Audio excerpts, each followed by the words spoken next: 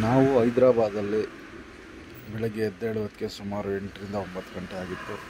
So ಅಲ್ಲಿಂದ ರೆಡಿಯಾಗಿ ಎಲ್ಲರೂ ಚಾರ್ಮಿನಾರ್ ನೋಡಿಕೊಂಡು ಹಾಗೆ ಬೆಂಗಳೂರಿಗೆ ಹೋಗೋಣ ಅಂತ ಡಿಸೈಡ್ ಮಾಡಿದ್ವಿ.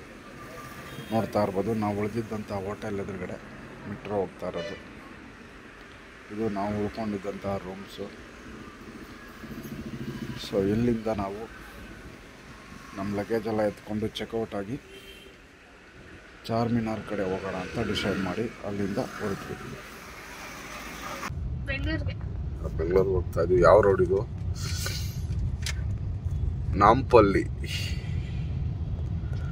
ನಾಂಪಲ್ಲಿ ಅನ್ನೋ ಮೆಟ್ರೋ ಸ್ಟೇಷನ್ ಇದು.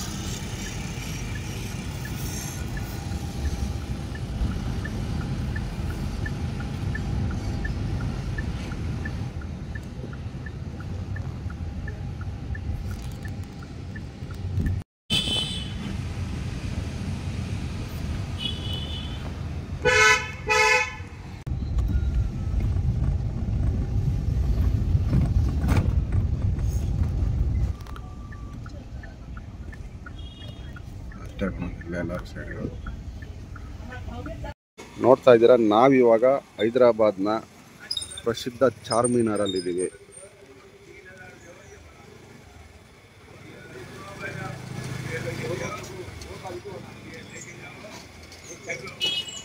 ಚಾರ್ಮಿನಾರ್ ನೋಡೋಕ್ಕೇನೋ ತುಂಬ ಚೆನ್ನಾಗಿದೆ. ಆದರೆ ಅಲ್ಲಲ್ಲಿ ವ್ಯಾಪಾರ ಮಳಿಗೆಗಳು ಇರೋದ್ರಿಂದ ಸಿಕ್ಕಾಪಟ್ಟೆ ಡಿಸ್ಟರ್ಬೆನ್ಸ್ ಥರ ಆಗ್ತಾಯಿತ್ತು. ಯಾಕಂದರೆ ಚಾರ್ಮಿನಾರ್ಗೆ ಅಂಟ್ಕೊಂಡಂಗೆ ತುಂಬ ಅಂಗಡಿಗಳು ಹಾಕೊಂಡ್ಬಿಟ್ಟಿದ್ದಾರೆ. ಓಡಾಡೋಕ್ಕೂ ಜಾಗ ಎಲ್ಲ ಆ ಥರ ನೋಡ್ತಾ ಇರ್ಬೋದು ನೀವು. ಸೊ ಇದೆಲ್ಲ ಸ್ವಲ್ಪ ಸ್ಪೇಸ್ ಇದ್ದರೆ ಚೆನ್ನಾಗಿರೋದು ಅಂತ ಅನಿಸ್ತು.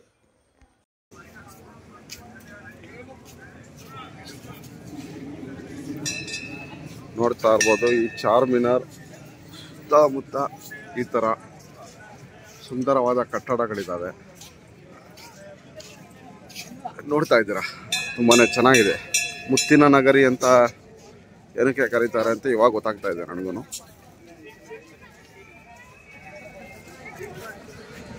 ನೋಡ್ಬೋದು, ಇದು ಚಾರ್ಮಿನಾರ್ನ ಮತ್ತೊಂದು ಮುಖ.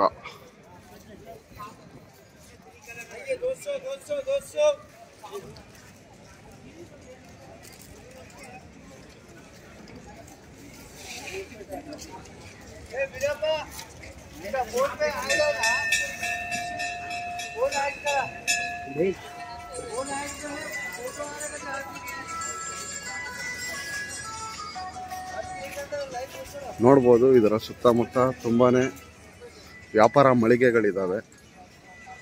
ಇಲ್ಲಿ ಜನ ತುಂಬಾನೇ ಶಾಪಿಂಗ್ ಮಾಡ್ತಾರೆ.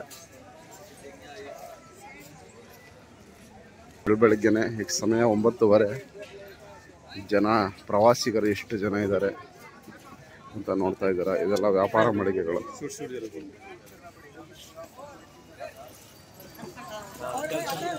ಜನ ಮೇಲೆ ಹೋಗಿದ್ದಾರೆ. ಮೇಲೇನು ಹೋಗ್ಬೋದು. ಇಲ್ಲಿ ಪ್ರವಾಸಿಗರು ಮೇಲೆ ಹೋಗಿ ಚಾರ್ಮಿನಾರ್ ಸೌಂದರ್ಯ ಸವಿತಾ ಇದ್ದಾರೆ.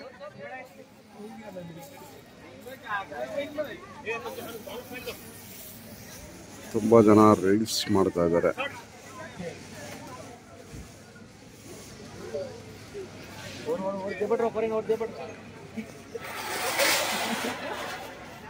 ಚಾರ್ಮಿನಾರ್ ಕೆಳಗಡೆ ಇರುವಂಥ ಶಾಪಿಂಗ್ ಕಾಂಪ್ಲೆಕ್ಸ್ಗಳಲ್ಲಿ ನಮ್ಮ ಅಣ್ಣ ಅತ್ತಿಗೆ ಎಲ್ಲ ಶಾಪಿಂಗ್ ಮಾಡ್ತಾ ಇದ್ದೀರಾ. ಎಲ್ಲ ಬ್ಯಾಗ್ ಅದು ಇದು ಶಾಪಿಂಗ್ ಮಾಡ್ತಾ ಇದ್ದಾರೆ.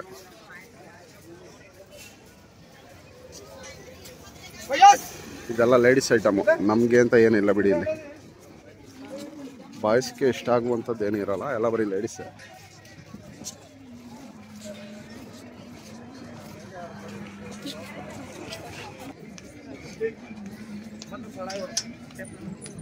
ಬಿಸಿಲು ತುಂಬ ಇದೆ. ಚಾರ್ಮಿನಾರ್ ಕೆಳಗಡೆ ಭಾಗ್ಯಲಕ್ಷ್ಮಿ ದೇವರು ಕೂಡ ಇದೆ.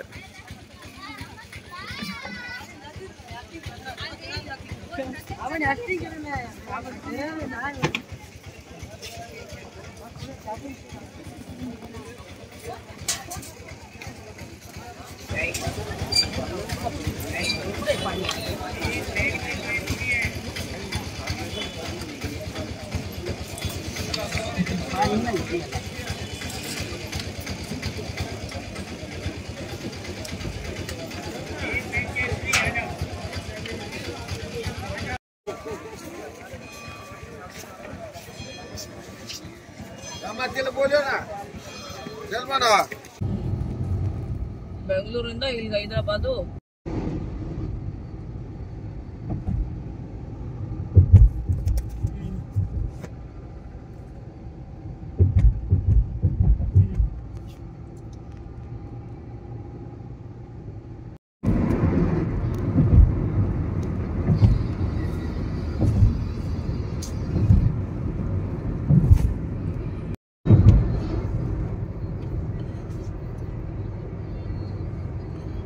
ಬರೋ ದಾರಿಯಲ್ಲೇ ಹೈದರಾಬಾದಲ್ಲಿ ಟಿಫನ್ ಮಾಡಿದ್ವಿ. ತುಂಬ ದಿನ ಆದಮೇಲೆ ಇಡ್ಲಿ ವಡೆ ಸಿಕ್ತು. ಯಾಕಂದರೆ ನಾರ್ತ್ ಸೈಡ್ ಸಿಗಲ್ಲ ನಮಗೆ ಅದು. ಸೊ ಎಲ್ಲರೂ ಟೇಸ್ಟ್ ಮಾಡಿ ಅಲ್ಲಿಂದ ಬೆಂಗಳೂರು ಕಡೆ ಹೊರಟ್ವಿ.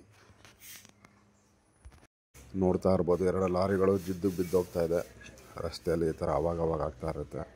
ಬಟ್ ನಾವು ಹುಷಾರಾಗಿರ್ಬೇಕಷ್ಟೆ. ಈ ರಾಜಸ್ಥಾನ್ ಲಾರಿಗಳು ಯಾವಾಗಲೂ ಈ ಥರ ಫುಲ್ಲು ಡೆಕೋರೇಟ್ ಆಗಿ ಹೋಗ್ತಾ ಇರುತ್ತೆ, ಫುಲ್ ಸಿಂಗಾರಗಳು ಮಾಡಿಕೊಂಡು. ಅದನ್ನು ನೋಡೋಕ್ಕೆ ಒಂಥರ ಖುಷಿ. ನೋಡ್ತಾ ಇರ್ಬೋದು ನೀವು, ಫುಲ್ಲು ಟೈರ್ಗಳಿಗೆಲ್ಲ ಟೈರ್ ಟ್ಯೂಬ್ದು ಕಟ್ ಮಾಡಿ ಹಾಕಿದ್ದಾರೆ. ಮೋಸ್ಟ್ಲಿ ಟೈರ್ ಕ್ಲೀನ್ ಆಗಲಿ ಅಂತ ಇರ್ಬೋದು, ಗೊತ್ತಿಲ್ಲ, ಐಡಿಯಾ ಇಲ್ಲ ನನಗಂತೂ. ಈ ಕಡೆ ಎಲ್ಲ ಮೆಣಸಿಕಾಯಿ ಫೇಮಸ್ಸು. ಬರೀ ಮೆಣಸಿಕಾಯೇ ಬೆಳೆದಿದ್ದಾರೆ. ಎಲ್ಲ ಕೆಂಪು ಮೆಣಸಿನಕಾಯಿಗಳು ಸಿಕ್ಕಾಪಟ್ಟೆ ಇದೆ. ರಸ್ತೆ ತುಂಬ ಕುರಿ ಮತ್ತು ಮೇಕೆಗಳ ಹಿಂಡು. ಇದಕ್ಕೆಲ್ಲ ಒಬ್ಬರೇ ಓನರ್ ಆಗಿದ್ದರೆ ಅವರೇ ಪುಣ್ಯವಂತರು. ಅವರಷ್ಟು ಶ್ರೀಮಂತರು ಯಾರಿಲ್ಲ ಅನ್ಬೋದು. ಬಟ್ ಅಷ್ಟೇ ಕಷ್ಟ ಇರುತ್ತೆ ಅದನ್ನೆಲ್ಲ ಸಾಕೋದು. ಅಷ್ಟು ಈಸಿ ಅಲ್ಲ.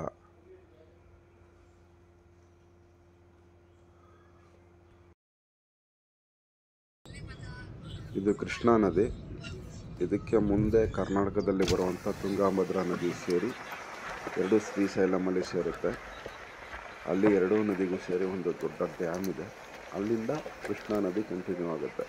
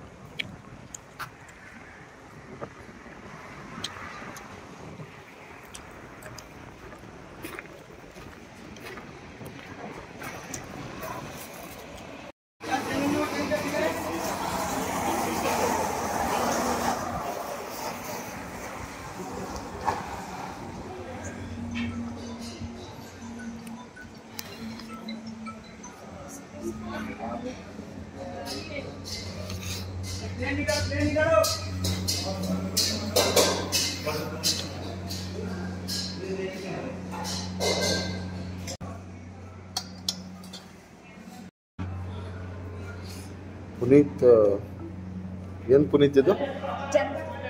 ಮಶ್ರೂಮ್ ಬಿರಿಯಾನಿ ಚೆನ್ನಾಗಿದೆಯಾ? ಪುನೀತ್ ಮಶ್ರೂಮ್ ಬಿರಿಯಾನಿ ಆರ್ಡರ್ ಮಾಡ್ದ, ತಿಂತಾ ಇದ್ದಾನೆ. ನಾನು ಅನ್ನ ಸಾಂಬಾರು ಆರ್ಡರ್ ಮಾಡಿದ್ದೆ. ಸೊ ನೋಡ್ತಾ ಇದ್ದೀರಾ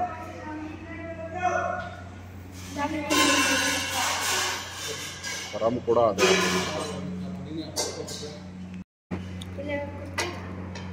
ನೋಡ್ತಾ ಇದ್ದೀರಾ, ಆಗ್ಲಕಾಯಲ್ಲಿ ಮಾಡಿರೋದು. ಆಗ್ಲಕಾಯಿ ಫ್ರೈ ಮಾಡಿದ್ದಾರೆ.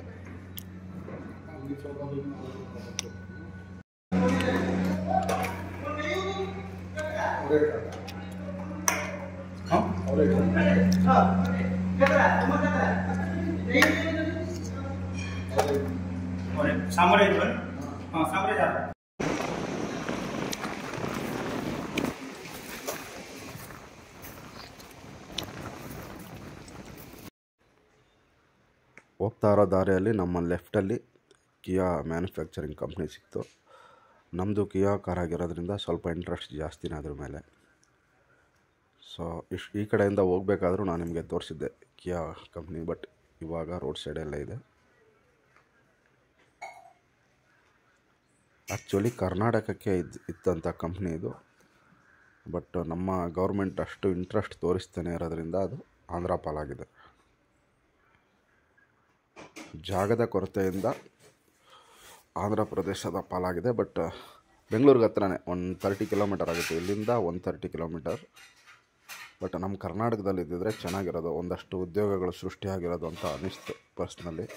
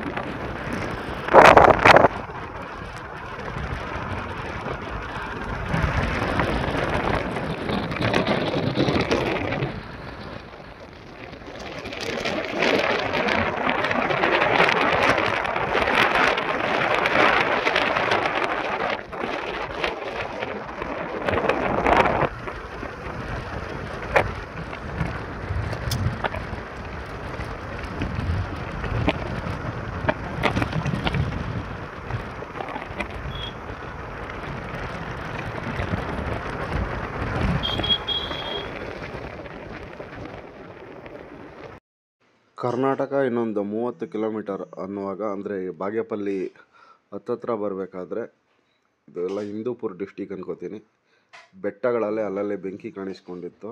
ಗೊತ್ತಿಲ್ಲ ಏನಕ್ಕೆ, ಬಿಸಿಲಿಗೆ ಮೋಸ್ಟ್ಲಿ ಉರಿತಾ ಇರ್ಬೋದು ಅನ್ಕೋತೀನಿ. ಸಿಕ್ಕಾಪಟ್ಟೆ ಬೆಂಕಿ ಕಾಣಿಸ್ಕೊಂಡಿತ್ತು, ಬಟ್ ಯಾರೂ ಇರಲಿಲ್ಲ. ನೋಡ್ತಾ ಇರ್ಬೋದು ನೀವು, ತುಂಬ ಬೆಟ್ಟಗಳಲ್ಲಿ ಈ ಥರ ಬೆಂಕಿ ಉರಿತಾ ಇದೆ. ಅಲ್ಲಲ್ಲಿ ರೋಡ್ ಸೈಡಲ್ಲೂ ಕೂಡ ಬೆಂಕಿ ಉರಿದು ಇದಾಗಿದೆ. ಅದು ನೋಡ್ತಾ ಇರ್ಬೋದು ನೀವು. ನೋಡಿ, ಇಲ್ಲೆಲ್ಲ ಬೆಂಕಿ ಬಿದ್ದು ಹಾಳಾಗಿದೆ ಆಲ್ರೆಡಿ.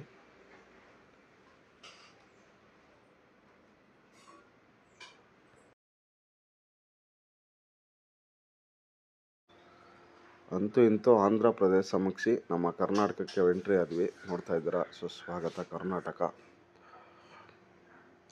ನಮ್ಮ ಮಣ್ಣಿಗೆ ಬಂದಿದ್ದೀವಿ ನಾವಿವಾಗ. ಇಲ್ಲಿಂದ ಬೆಂಗಳೂರು ಒಂದು 95 ಕಿಲೋಮೀಟರ್ ಇದೆ.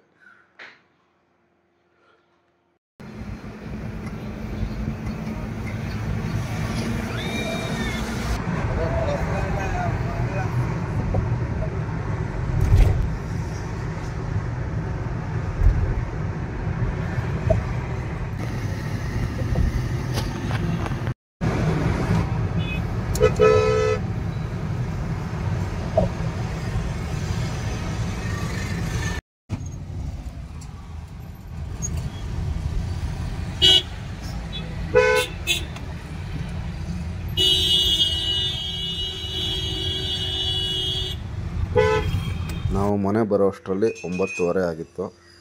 ನಮ್ಮ ಚಿಂಟು ಕಾಯ್ಕೊಂಡು ಕೂತಿತ್ತು ಪಾಪ.